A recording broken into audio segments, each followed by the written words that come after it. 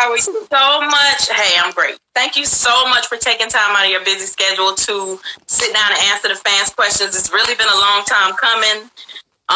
While we know you are not in big rim racing, you are in racing nonetheless. Yes, you are from a race. Well, you know what? I'll save that. Like I said, thank you for taking time out of your schedule to talk to us. What I'll do is I'll start off with one of my questions, and then I'll get right into the fans' questions. Cool? Cool. All right.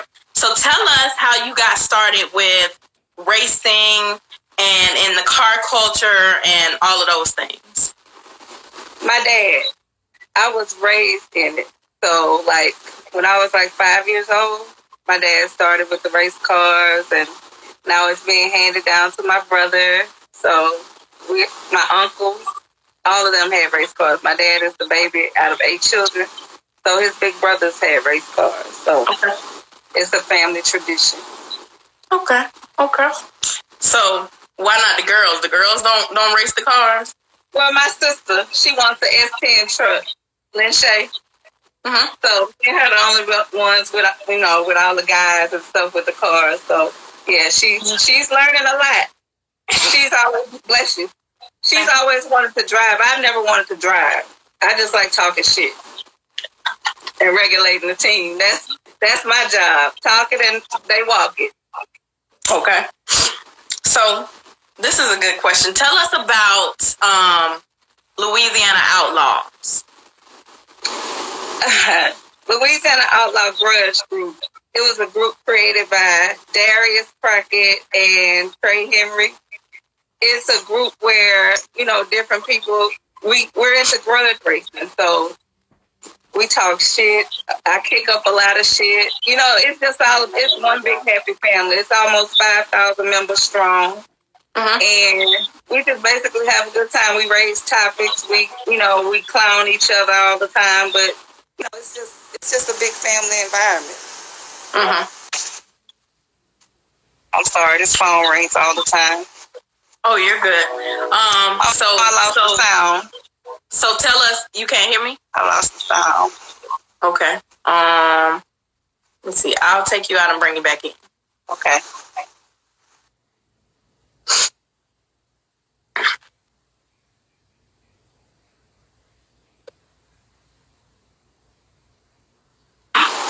Can you hear me? Yes. Okay. So tell us how you became First Lady of Louisiana Grudge Outlaws. Oh, Lord. Because I'm bossy and I'm always talking shit. I don't care who I tag or tap on the shoulder. It's all in good humor, but I'm just that one that's going to bring stuff to the table. So they made you First Lady of the group. Yeah. I try to get everybody engaged. So, yeah. Was it under duress that you did it, or they just told you, or did they ask you? Because I know with you kind of got to ask. You can't just tell. No, they basically told me. So if you know my little brother, he claims he's my big brother. So they was all like, okay, you the First Lady of Louisiana Outlaws. I'm like, okay. Okay, what I gotta do now? So, yeah. Nothing other than what you had been doing, right? Talking crap? Girl, that is the hardest job. It comes natural, but, I got to keep the guys in line. They like kids. Wow. So, do you find it difficult to, what's a good way to say it? Because there are so many different personalities, in the group or with the guys. Do you find it hard to be sometimes the middle person? No, because I know when to stand down. Sometimes they just have to butt heads and get it out the way. But most times, they listen. Most times they listen because they know I'm really not with the trouble. I'm with the shits. I'm just not with the trouble. Right. Okay. What's the difference? Huh? What's the difference in those two? If they want to act up and I got to get up there with them, I can. But I don't like when it gets to the point where they want to fight or shoot or argue. I just like to keep it strictly racing. That makes sense. What's the best? So we'll get into some more of the fans' questions. What's the best event you've been a part of? I would say Alley Cats races in Houston at HMP. His events are always, it's just always amazing. They welcome us with open arms in Houston as well, and the events are just amazing. Needless to say, we hadn't seen much this year, but no, not at all. What's the best race you've ever seen in person or online? Like, so two cars going down the track. Can you remember, out of all the races you've ever seen, what's the best one? The best race I seen was actually not on the track. It was a street race when I was growing up between my dad and this other guy. I'll never forget that race. And the guy that he raced, I tease him all the time because he's a police officer now. And I tell him my dad, I say, my dad beat your ass so bad you decided to come on the, be on the other side of the law. But yeah, that was the best. That was my most memorable race. So talk to us about your aspect on the difference between race talk and disrespect. Race talk is strictly racism. I wasn't raised to where you call no man a bitch. To me, that's very disrespectful. I never call a man, even in playing, I don't call a man a bitch. And I mean, as far as, shit talking, keep it about the cars, about what you're going to do on the track, but don't bring nobody's family in it. That's disrespectful.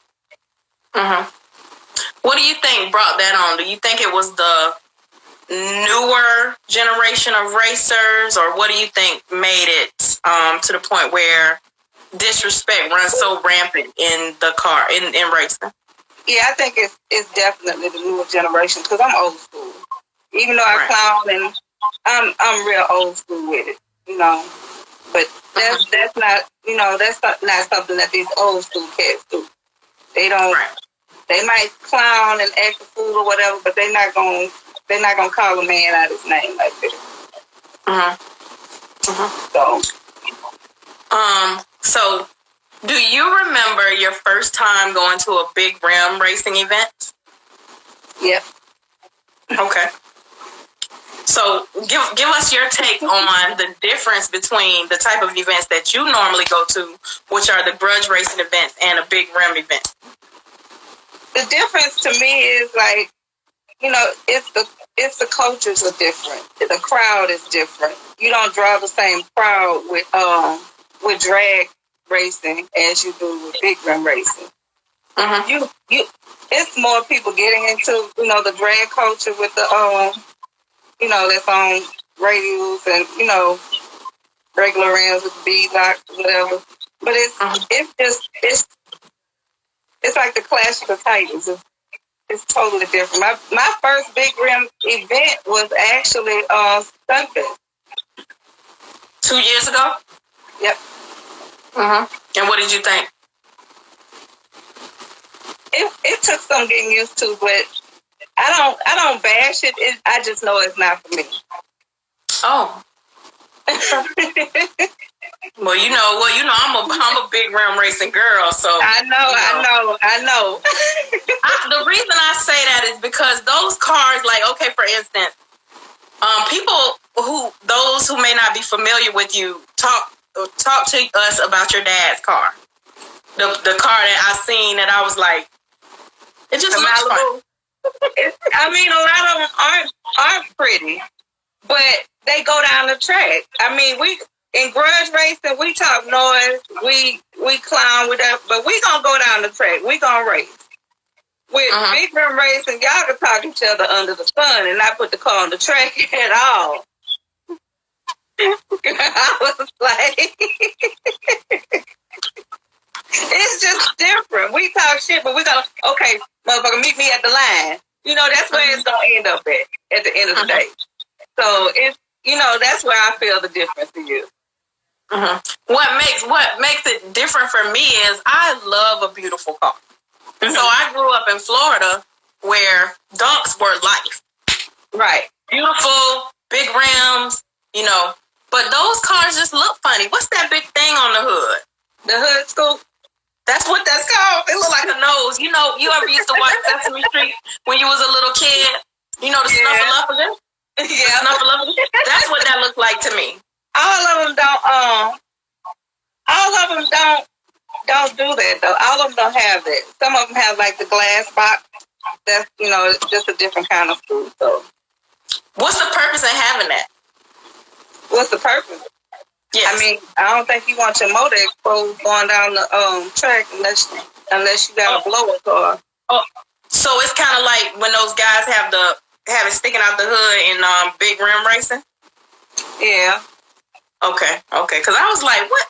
I was like thinking to myself, I couldn't wait to get you on to talk about it. And I purposely saved this question for Women's Month because I knew you would know. But I always thought to myself, what is the purpose of putting that ugly thing on? And see, that's all I know. I mean, it's different ones, but that's all I know is, that type of racing. But yeah, big rim race, I'm not going to bash it because, it's just something that's different to me. Uh-huh. It's just different. Like, like you don't like ugly cars. That basket could be 5 different colors. As long as it go down the track, I'm happy with it. Oh, okay. So like you said, outside of your family, mm-hmm. do you have a favorite grudge racer or team? No, I'm Ringo Racing for life. Okay, so I mean, I love watching all the guys, but I'm Ringo Racing. True to Ringo Racing. Oh. Mm-hmm. Yeah. Okay. So no plans to build your own car and drive? Nah. For one, that's a lot of money. And that's a lot of headache. Like I say, I done seen it done since I've been growing up. I done seen the frustration. So I know to stay in my lane. And my lane is to talk shit and regulate the team. Talk to us about the bus trips that you plan to go around to different races. Oh, girl, that first bus trip, it was amazing. The purpose of it is for hey, Mr. Vybes, the purpose of it is for everybody to go have a good time. Some people drink at the events. I never drink at a race. Mm-hmm. So, and I provided Jello shots and stuff and had everybody laid out. But the purpose was to talk shit, and just have a good time on a regular, just a bus trip. And then everybody get to relax on the way home because, that sun beats the hell out of you. Right. You're right. So I would think it would be a great opportunity. And I remember I told you this, and I'm going to say it again in front of all these people. You have got to start a movement where you do this all around the country because it's valuable, like how people do that. I don't know, well, you probably never been, but they do that like St. Patrick's Day trip to Savannah from different areas of the country, and they just go out there and they just drink and have a good time. I think it would be something really valuable, and so I'm going to speak that into existence so nobody won't steal your idea or my idea or our idea. Yeah, I mean, I hope to bring that into fruition because, my family plans to travel, planned until 2020 kicked in, to travel more this year, but needless to say, that has not happened. And I'd like for more people, to be there at the races. So. Right, and people who might not necessarily have a car or any other way to get there. Right. And then it's camaraderie. I think that no matter whether it's grudge racing, no matter whether it's big rim racing, no matter whether it's you racing a tricycle or a bicycle. I think people, them don't really count for car culture, but you know what I'm saying. It speaks to the point that I'm saying that in our culture, even though we we aggravate each other. We argue and fuss and fight like brothers and sisters. Right. We're still one big family. And I think that shows camaraderie as well. So I'm going to speak this into existence for you. And we're going to figure out a way to make it happen.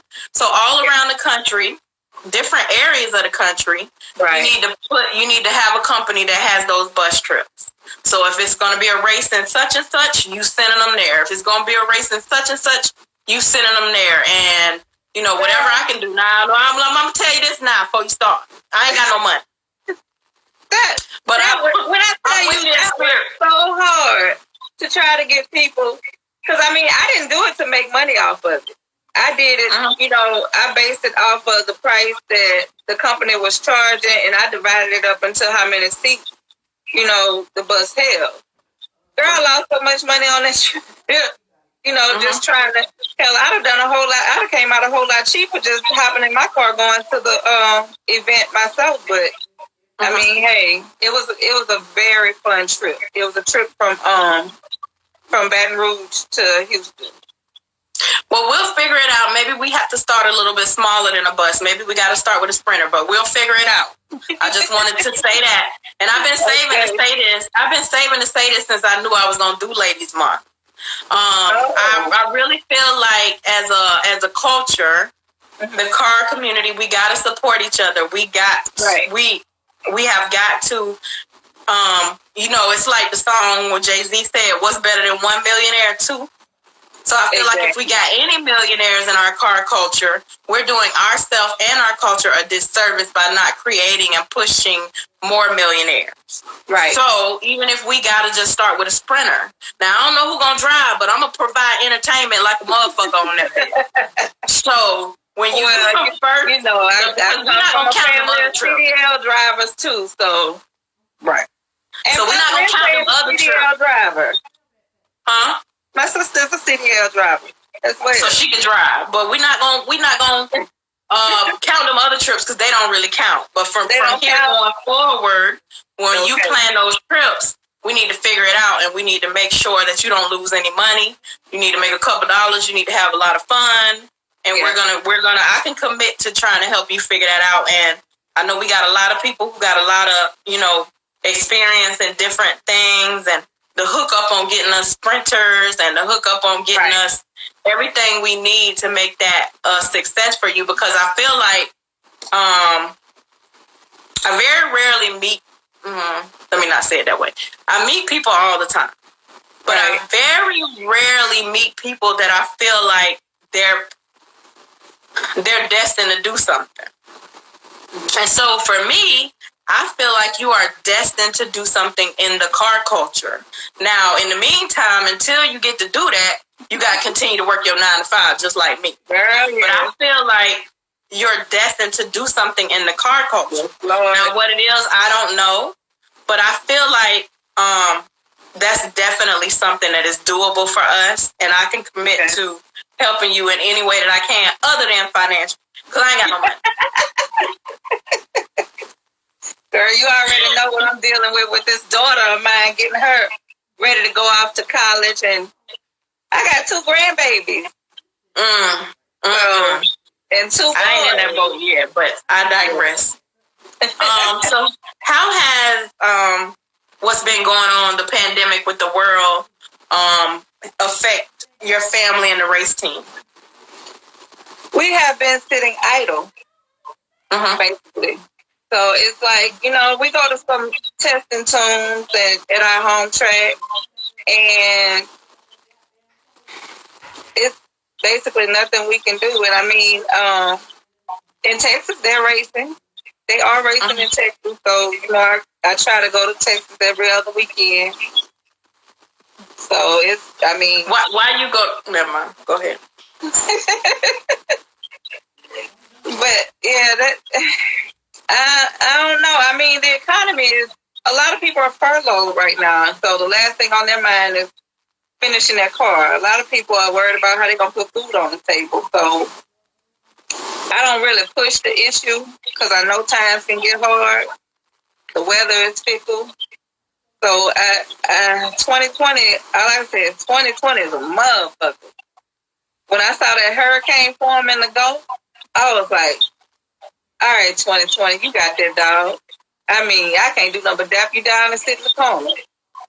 So, and they said Louisiana. I was like, they said Louisiana is basically in the belly of the beast right now. So we don't know. It's very uncertain as to which way it's. I mean, if it dies down, I pray it dies down. But if it stirs back up, they said it's headed straight towards Louisiana. What is a fun fact that your followers will be surprised to know about you? Probably that I marched in the band for 8 years. What? From middle school till I graduated high school. What? You played an instrument? Played the clarinet. You got your clarinet out and played, but it was actually my aunt's clarinet, my mom's youngest sister, and I still have it. You supposed to have got that thing out and played it for us. Girl, I probably would have squealed all over the house. I don't remember but one note. I've been out of high school almost 30 years. What is the most valuable lesson you've learned throughout your time in grudge racing and in the car culture?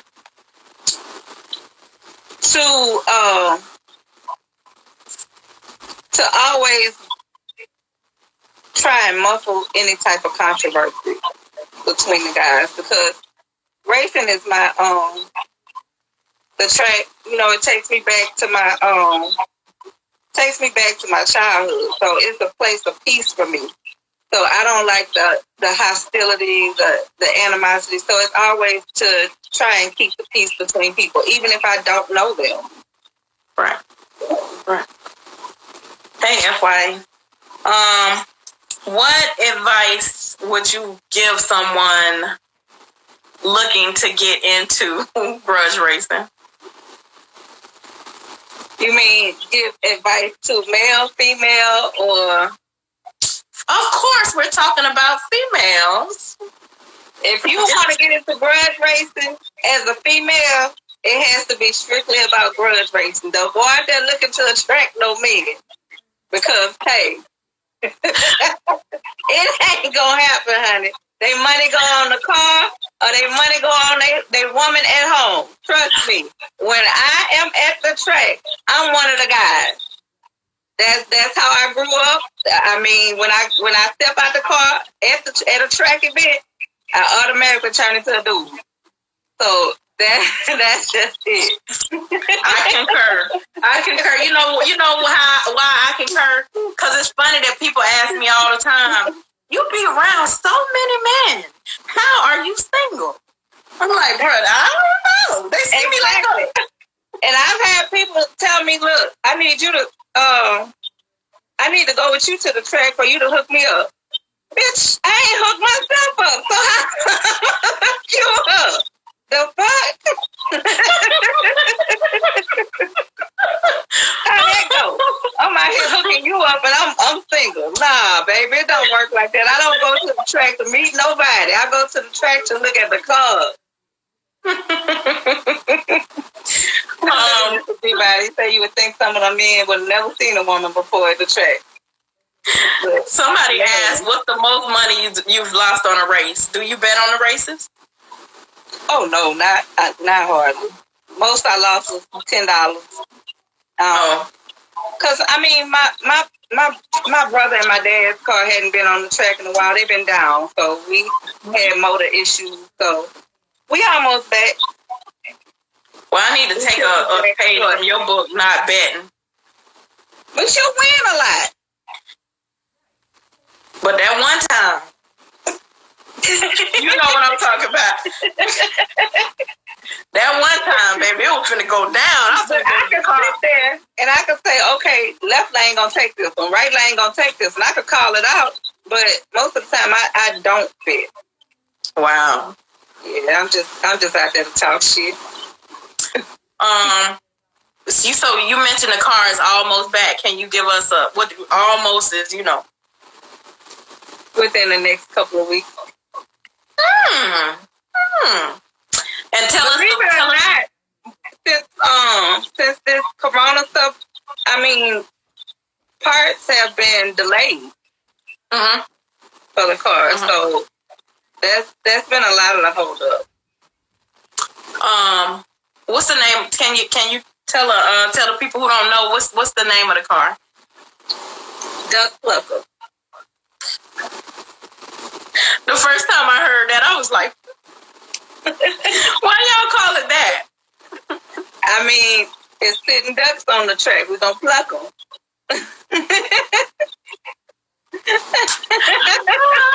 That was just so funny. But, so I wanted to tell you this also. I really wanted to, what small block? I really wanted to small block. I really wanted to commend you for being a stand-up person in this car culture. I know that since I met you, that we've really been inseparable. We have not only become friends, we have also become a family. Your family is my family. My family is your family. Yeah. And I think that is what it's about. That's a good question. So we kind of covered that a little bit, but I'll go back and ask that question right after I get done with what I'm saying. I wanted to, just thank you for being a genuine person in this car culture. Not only just a genuine person, a genuine woman, because it's hard enough to be a woman in the car culture, but to actually come across some genuine women without ulterior motives or whatever is very refreshing. So I have to tell you that, I really appreciate that. Thank you. I appreciate your friendship, sisterhood as well. So it's very hard. I don't know why, but sometimes women compete with each other in this, and they don't even have a car. What I'm competing with you for? To walk to the starting line of the track and watch these motherfuckers? No, it's not a competition still. Right. Right. So he said, being that you're a woman, what is your take on how people in don't racing act or behave? It's very different than how they act in drag racing. I just articulate it that way. It's very different. It's just it's a lot of back and forth bickering and arguing that we don't do. And I'm not gonna say we don't do it, but we back it up with a race. We're not gonna argue until the track closed and not see racing. So, like you said before, the main difference is you guys will go back and forth, but it's going to end in a race. Yes, it's going to end in a race. Okay. Oh, so he said he's talking about my old man with the small block. Yeah, he lives in Texas, so yeah, he gonna do a little something. Well, let me ask, what would you like for your fans, followers, supporters, hell, even your haters to know about Nika Loves Racing? I'm pretty sure. I'm just I'm a simple girl, country girl. I mean, name says it all. Nika Loves Racing. I love racing, and I mean, I love it because it's something that my dad brought us up in. Something that I can sit up and talk to my dad over an hour, on the phone, telling him what happened at the track if he didn't make it there. So, like this weekend, I was at a test and tune event. So their anniversary was Sunday, 45 years. So I sat up, thank you for them. I sat in the shop and showed him all the events, not the events, all the races that went on, all the test passes. And he was just like a kid in the candy store. So to see my dad love racing the way he does, that makes me love it 10 times more. So speaking of loving racing, show them show them your prize piece on how we know you love racing. Wait, let me see. Can you see it? Turn it a little bit. Now up, yeah, we can see it. So y'all see that? Y'all know this lady love racing. Look what she got. Yeah, I'm rooted in it, y'all. So, yeah, that's my prize piece. So, now I recently added a new segment to the show called "When I'm Done Asking all the questions." It's called "Talk Your Shit." So, what you got to say? Come in. I want to hear what all that stuff you be talking in the Louisiana street outlaws. I'm gonna need you to. You know what I mean? Let me poise myself for this. Let me get all poised and stuff. So, Louisiana and Texas, we have this little thing where Texas say they're gonna whoop Louisiana's ass. Louisiana got a whole lot of ass to stick out there for y'all to whoop. So y'all better come long and you better come strong, because if not, we're going to bend you over and put that wood on you ourselves.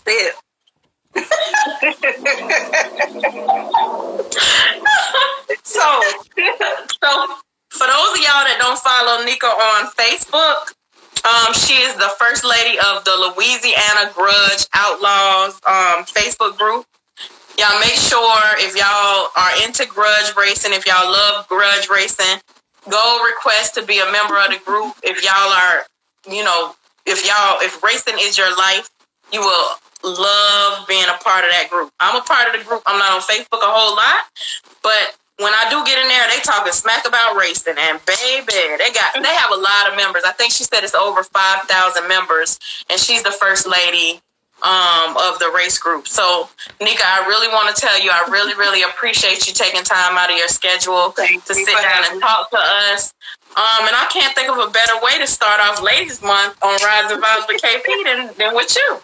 Thank you for having me. Thank y'all for asking me the questions, and I hope I kept y'all entertained a little bit. You definitely did. Thank you so much. We really appreciate it. All right. Have a good one. You too.